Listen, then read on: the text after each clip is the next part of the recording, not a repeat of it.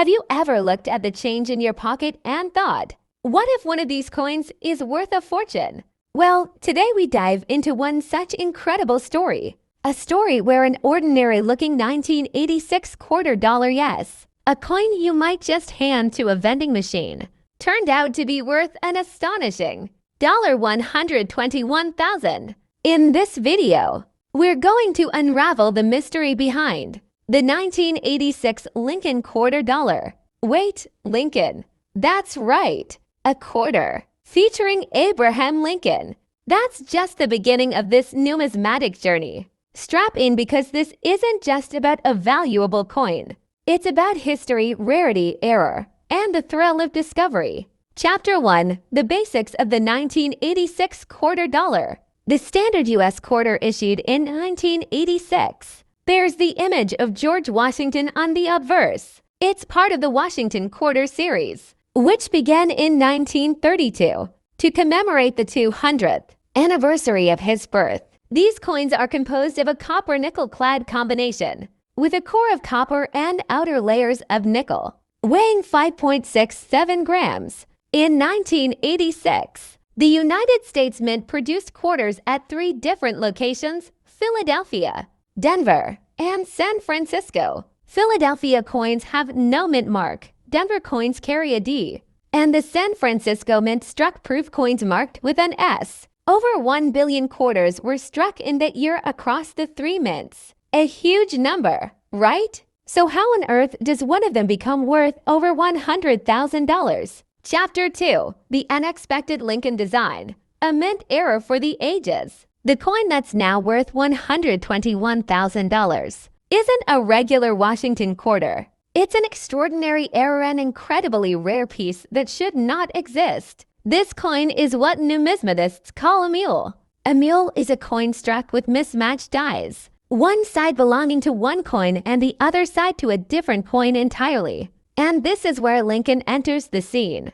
The 1986 Lincoln quarter dollar wasn't supposed to happen, but it did. Somehow, a Lincoln cent obverse die was paired with a Washington quarter reverse die. One side shows Abraham Lincoln, the same design used on the penny. The other side, the typical Washington quarter reverse, the eagle, perched majestically with wings spread wide, and the words United States of America and quarter dollar. Now think about that. The face of a penny on a quarter. This isn't just a mint error. It's a complete crossover of denominations. A mix-up so extraordinary, it's nearly mythic in the world of coin collecting. Only one known example of this. 1986 Lincoln quarter mule is confirmed to exist. That's right one. A true unicorn. Chapter 3. Discovery of the coin. The coin surfaced quietly. A collector acquired it, initially unaware of its true value. It looked strange, yes, but at first glance, it seemed like a novelty, maybe even a counterfeit. It wasn't until experts examined the piece under magnification and metallurgical testing that the truth came out. This was a genuine U.S. mint product struck in error, and unlike anything seen before. This wasn't just a mint mistake. This was a mint miracle. The coin was authenticated by the experts at PCJ's Professional Coin Grading Service and assigned a grade of M as 6.4. That's mint state. Nearly perfect condition. Considering its unique nature, even a lower grade would have made it incredibly desirable. But in this condition, it skyrocketed to legendary status. Chapter 4. Auction and Value. How it hit $121,000. When the coin finally came to auction, the buzz was immense. Collectors knew what this meant: the chance to own a one-of-a-kind error. This wasn't a double die, not a clipped planchette, not a weak strike. This was a complete die mismatch across denominations. The bids came in fast and high. As the final gavel fell, the 1986 Lincoln quarter dollar mule sold for a jaw-dropping $121,000.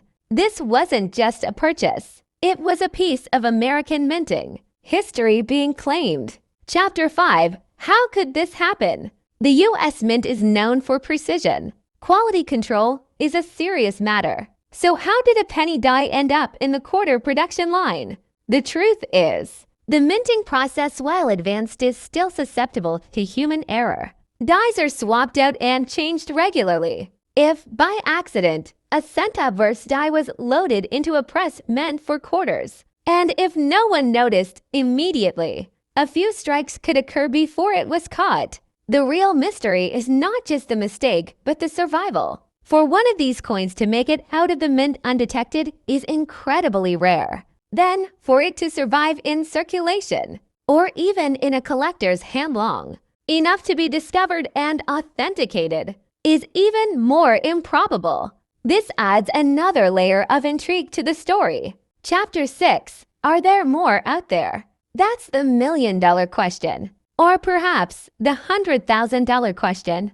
Only one 1986 Lincoln quarter mule has ever been verified, but it raises the tantalizing possibility. Could there be more? Mint errors often occur in batches, even if small. Is there a chance a second one escaped? Could it be sitting in a jar of coins, unnoticed, mistaken for a novelty token, or simply passed over because no one looked closely enough? That's why collectors across the country keep checking their change. That's why metal detectors keep buzzing over parks and playgrounds. And that's why the thrill of numismatics is very real, because the next extraordinary find could literally be in your pocket. Chapter 7.